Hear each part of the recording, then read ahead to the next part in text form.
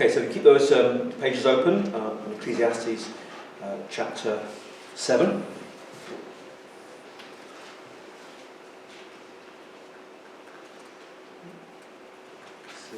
Can we go on to somebody's listening to yes, so I wonder how many of you recognise that.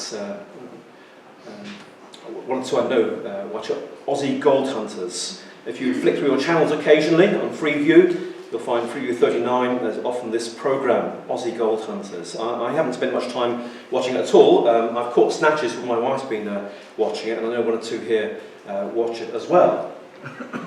What happens is that this isn't working, so if you can operate that for me. What happens is that people in Australia sell up often their livelihoods, their goods, their house maybe, leave their jobs, and they invest in equipment to go and look for gold, nuggets of gold in the Australian outback. And the film follows their endeavours to find this gold. Next one. It seems to me from the snatches that I've caught that quite a few of them managed to locate some small nuggets. Here are two of them. I don't know whether you can see the nuggets they've got there. They're quite small, aren't they? And they're very pleased with that. But actually, that sort of thing, even quite a few of those, they won't reach the quota they've been set in order to make the whole thing worth their while, to make it pay. This is what you need. Find one like that. Okay? But that is very, very rare. That guy's got a big beam on his face, isn't it? You can imagine. I think that, if I read this correctly, that nugget of gold there is worth about 300,000 Australian dollars, which I don't know what it is, though. It's a lot of money anyway, isn't it? And it would certainly set you up for a few years of good living. But generally, most of them who actually go looking don't find anything like that at all. They end up in that other one on the left there with a few smaller nuggets. And as I watch them occasionally, it seems to me it's very hard work. It's hot work, it's physical work in that outback in Australia. And often quite dispiriting. You go for days and even weeks and find nothing. And you hope that at some point something's going to turn up like this great big chunk here. Well, this morning we're looking at Ecclesiastes 7, and it seems to me we're looking at a similar sort of picture.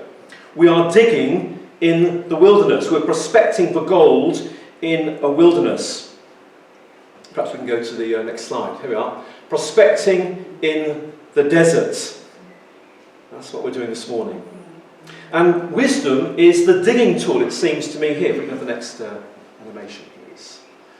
And you'll find that mentioned quite a few times here in chapter 7. Look at verses 11 and 12. Wisdom, like an inheritance, is a good thing and benefits those who see the sun, those who are alive.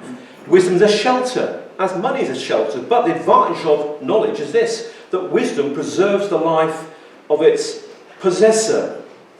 And then turn over to verse 19. Wisdom makes one wise man more powerful than 10 rulers in a city. Or go to verse 23. All this I tested by wisdom, and I said, I am determined to be wise. Verse 25. So I turned my mind to understand, to investigate, and to search out wisdom and the scheme of things, to understand the stupidity of wickedness and the madness of folly. Wickedness and folly, they of course are the other end of wisdom. And recognising those and actually following the way of wisdom is what this guy is recommending. And then right at the end there, chapter 8 and verse 1. Who is like the wise man? Who knows the explanation of things? Wisdom brightens a man's face and changes its hard appearance. It's as if he's saying, I haven't yet found that great big nugget. That's what I'm looking for. But I'm not going to throw away my digging tools. I'm going to keep prospecting. I'm going to have my metal detectors and my diggers. And I'm going to keep looking for this treasure. The alternative of giving up, of turning to wickedness and folly. Like in the second part of verse 25 there, the stupidity, wickedness, and the madness of folly. I'm not going to do that. The fool says in his heart, there is no God. Give up, it's not worth it. But you are a fool. There is reward there for those who persist. This writer, the teacher, Solomon, has already covered many areas of the desert and found nothing that answers the big question. What gives life meaning? What makes sense of this life? In chapters 2 and 3, he covers some really big topics. Pleasure, pursuit of pleasure, great projects, wealth, the accumulation of wealth, work, giving yourself to your work, achieving fame, and of course in chapter 3, that issue of time, and the fact that God has put eternity in the hearts of men and women, but we cannot fathom what he's done from beginning to end. And behind it all is that spectre of death lurking there in the back of Ecclesiastes. And it seems to me now we come to these middle chapters, chapters 4 to 10 of Ecclesiastes, this prospector is running out of steam a bit. He's getting a little bit tired, and he's finding the efforts a little bit too much for him at times.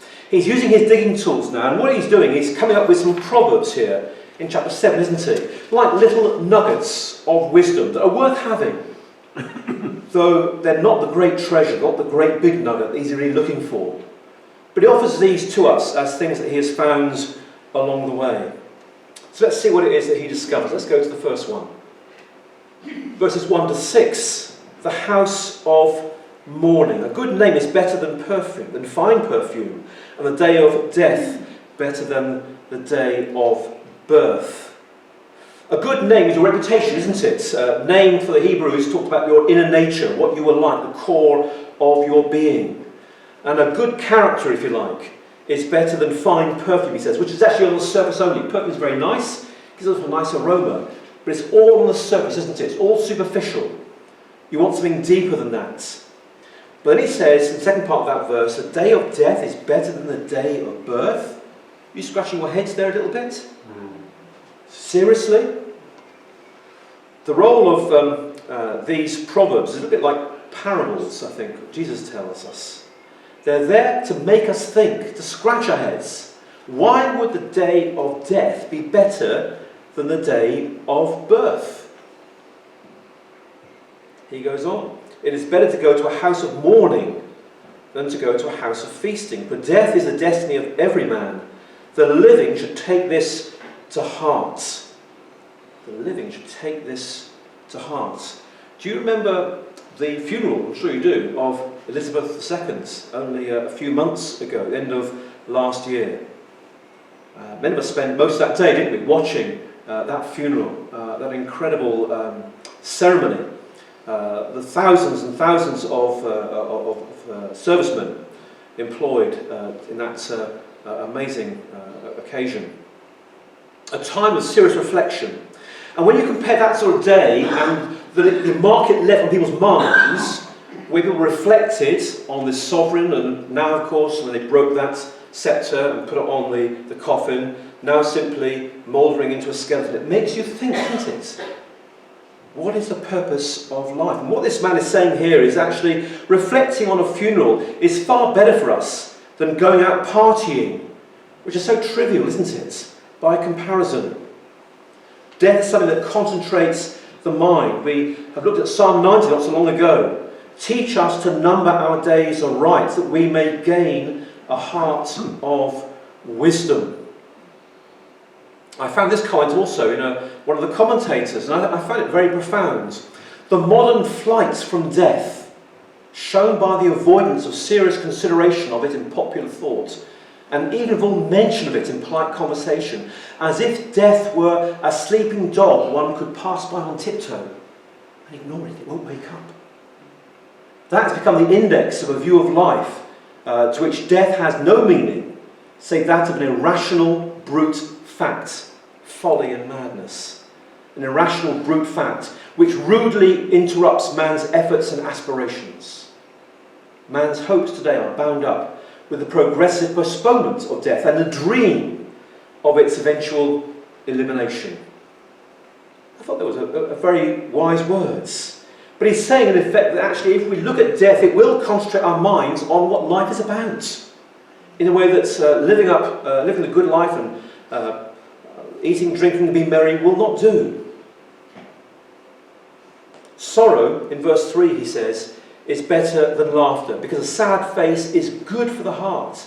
The heart of the wise is in the house of mourning, but the heart of fools is in the house of pleasure. It's good for the heart, it's good for the soul to reflect on our days and to look at our mortality and then think about what that means for us now. We learn so much more from that than from almost anything else. It makes us wiser, this prospector tells us. Similarly, verses 5 and 6, it is better to heed a wise man's rebuke than to listen to the song of fools. Like the crackling of thorns under the pot, so is the laughter of fools. This too is meaningless. You see, when we are rebuked, it may hurt our pride, but it teaches us if we take it to heart. Contrast that with the song and the laughter of fools. The aim of so many today, isn't it? Just to have a good time, to eat and drink and to be merry. And the writer here is compared it to dry thorns under a pot. You set light to them and they burn very quickly, very bright, a lot of heat for a short while and very loudly, and then it's gone very quickly. Isn't this what Jesus says in the Sermon on the Mount? Blessed are those who mourn, for they shall be comforted. Blessed are those who actually go to the house of mourning and reflect on this and gain wisdom from looking at death four square in the face and saying, I need an answer to this. Death concentrates the mind. Can I ask you, has it concentrated your mind yet in the way that the teacher here wants you to? Secondly, let's go on to the next one. Some things that throw us off balance in life, and some warnings here from Ecclesiastes about these things. So, in verse 7, extortion turns a wise man into a fool, and the bribe corrupts the heart. 2 weeks ago, we were thinking about, Ian was leading us in thinking about wealth and how it doesn't satisfy. But here, wealth is more than that. It corrupts the heart as a bribe and turns wisdom into foolishness. Ian had us think about 1 Timothy 6 and verse 10. The love of money is the root of all kinds of evil, madness and folly. And the teacher says, no, don't let this happen to you. Keep your heart from such evil. Verses 8 and 9. The end of a matter is better than its beginning, and patience is better than pride. Do not be quickly provoked in your spirit, for anger resides in the lap of fools. It's a warning, isn't it, against impatience and anger. Be prepared to see things through to their conclusion. Be resolute. Do not be easily distracted from your purpose or provoked to anger or frustration, and particularly impatience. Keep the long-term goal in view. Keep it in focus, he says, that you are not thrown off track, thrown off balance by these things that can happen so easily. And then verse 10, do not say, why were the old days better than these? It's not wise to ask such questions. Beware nostalgia. Beware nostalgia, having rose-tinted spectacles concerning the past, because you end up living in a fantasy world. You make up a world from the past that is gone, and that probably wasn't like you imagine it anyway. The danger is we drift away from the reality of the present, isn't it? God, Jesus said, he is not a God of the past, he's not a God of the dead. Our God is a God of the living. God of Abraham, Jacob, and Isaac and Jacob. He's a God of the living, not of the dead. We should be people who are living in the present, with a God who is concerned for all the fact that the present world we live in is pretty desperate. It is the world that God has given us to live in. He's got a purpose for us now. And just to go on reflecting on the past and wishing we were living in the past is not going to help us at all. Let's go on to the next one, verses 13 to 18. Dealing with some of the vagaries of life. Life often doesn't make sense, does it? Things are crooked, we are told. In fact, if we go back to chapter 1 and verse 15, we read this. What is twisted cannot be straightened. What is lacking cannot be counted. And here in chapter 7, in verse 13, who can straighten what he has made crooked? That is the fact of life, isn't it? It's how the world is. It is imperfect. It's also unpredictable. When you come on to chapter 9 later on, we'll see something there of the unpredictable nature of life. Time and chance happen to us all, it seems. We never know what is in store. We have to deal with that, don't we? And not allow it to upset us in our quest for the treasure. Let's go on to the next one. verses 21 to 22. Don't be oversensitive, particularly to personal criticism. It's so easy to become paranoid, isn't it, about what people think about you, to be absorbed with ourselves. Verse 21. Do not pay attention to every word people say, or you may hear your servant cursing you. For you know in your heart that many times you yourself have cursed others. Lots of the Proverbs, early from the book of Proverbs, deal with the use of the tongue. And we need to be very careful, don't we, how we use our tongues. We need to pray about the use of our tongues. We know so often we put our foot in our mouth, don't we?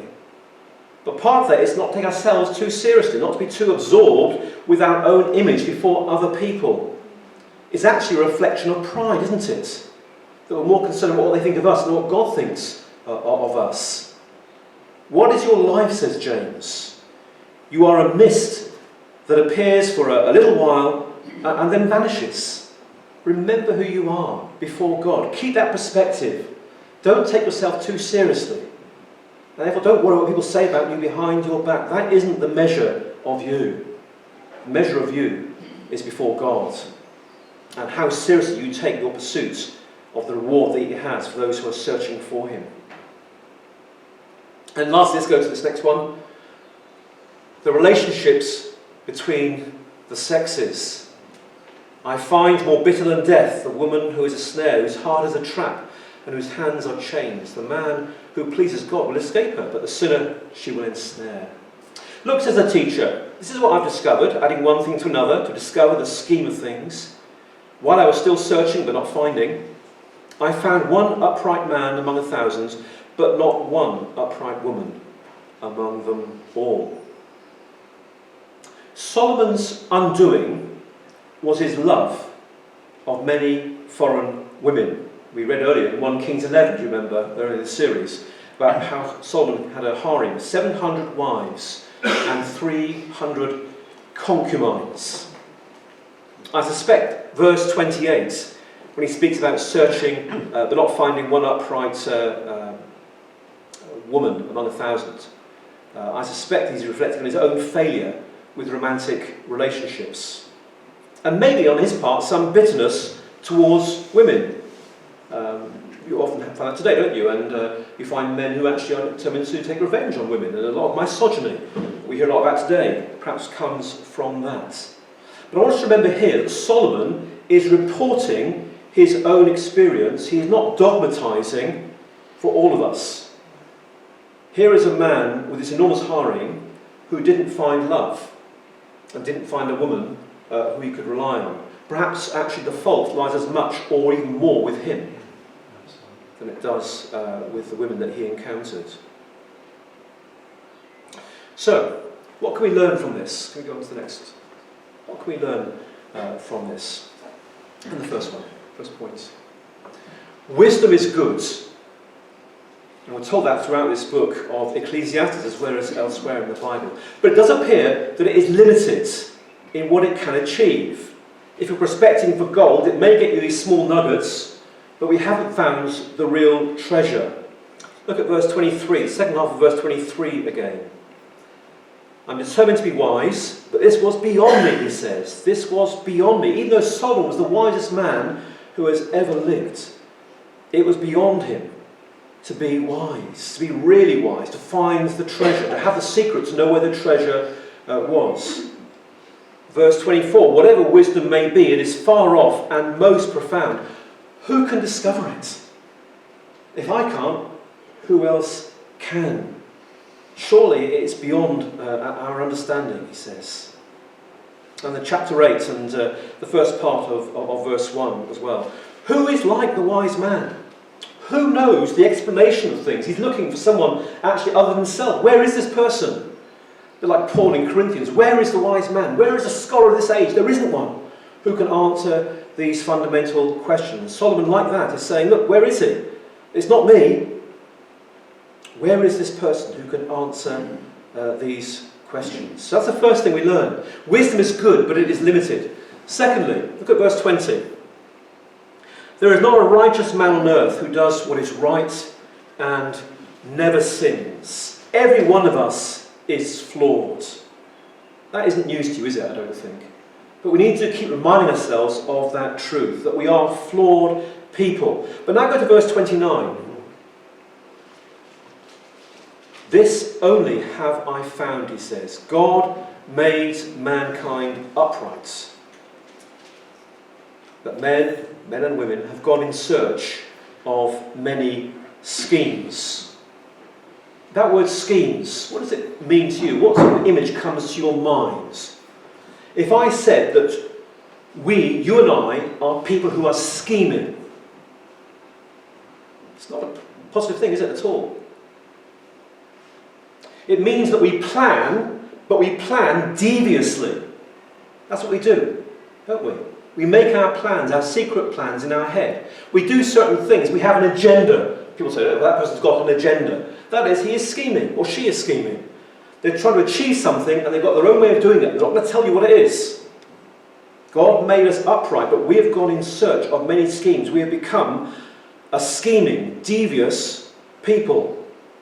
Isaiah says, of course, we know it from what, don't we? In Isaiah 53, we all like sheep have gone astray. Each of us have followed our own way. We don't go God's way. We invent our own reality. We pursue our own goals, not God's goal. Not one of us, not one person who has lived on this earth, apart from Jesus Christ, since the fall, has ever followed God's way. We have all been schemers. Every single person. That is one definition of sin. We go our own way. If that wasn't true, then Isaiah 53 verse 6 is not true. And some of us have gone God's way, but we haven't. Do you accept that describes you this morning? That you are a schemer? Do you accept that? We can all say, oh yes, we're all flawed, no one's perfect, we say, don't we? And that comes off our tongues, doesn't it, very easily. You get celebrities when they're fallen, oh well, no one's perfect. And that's their get-out clause, isn't it? But if you tell them you're a schemer, you're a devious schemer, what do they say to that? I don't think I'm that. I may not be perfect, but I'm not that sort of person. We need to recognise that is how here the Bible describes us. One man only has lived differently from that, uniquely, who never schemed, was never devious, never had his own plan apart from the plan that his Father in heaven gave him. Christ alone is the one who never schemes. Secondly, God made mankind upright. This isn't how we were intended to be. It's not how we were made, says Solomon. So although we are schemers, that is not God's plan, that we should be like that. And that's very important to hold on to and to think about for a few moments, because ask yourself this question: how does Solomon know that? How does Solomon know that? This only have I found, God made mankind upright. You see, Solomon is a man who says throughout Ecclesiastes, I've watched and I've observed. This is what I can see, how people behave. Where has he seen or observed the fact that man was made upright? He's never seen an upright man, has he? A righteous man. How does he know that is the case? It's revelation, isn't it? It's there in Genesis, in chapters 1 and 2. Solomon here has not observed an upright man in his life. But he knows. He believes the scriptures, and they tell him that at the beginning God made all things good. There is a different source of wisdom. Here is Solomon chipping away in his deserts, looking for these nuggets. But actually what he needs is for someone to give him the clue, isn't it? Like the children earlier, be told where to find it. He has got this bit of information, hasn't he? This revelation that has been given to him.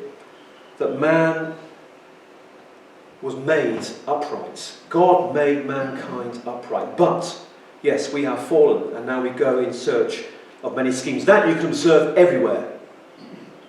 But the first thing you won't observe anywhere, except, of course, in the man Jesus Christ. New Testament reveals, doesn't it, to us what this is, this new source of wisdom. Christ has become for us wisdom from God. Let's have the next. Oh, here we are. It reveals a greater wisdom than Solomon's. Jesus Christ, our righteousness our holiness, and redemption. Do you think of those three words as describing wisdom from God? 1 Corinthians 1 verse 30. Christ has become for us wisdom from God, our righteousness, our holiness, and redemption. Can I ask you, have you discovered this yet?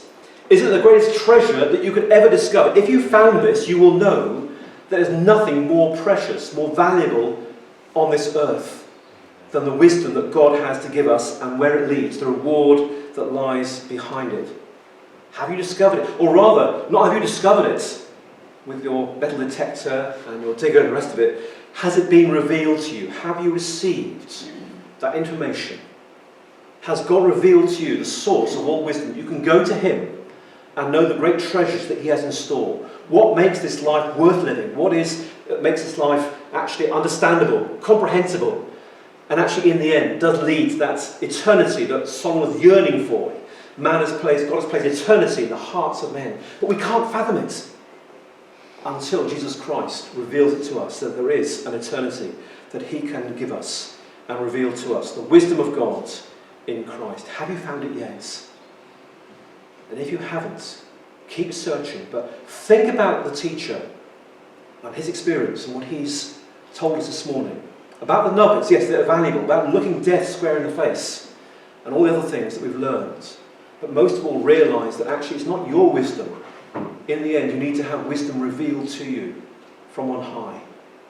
You haven't yet received that. Ask for it. Pray to him and say, Lord, I want this. It's the most important thing I can ever find. I know I'm not going to discover it on my own. Please, you open my eyes that I might see what is hidden from me, like those little silver coins around the church at the beginning. It is there. It is to be found, but we need revelation. Let's just bow our heads and pray.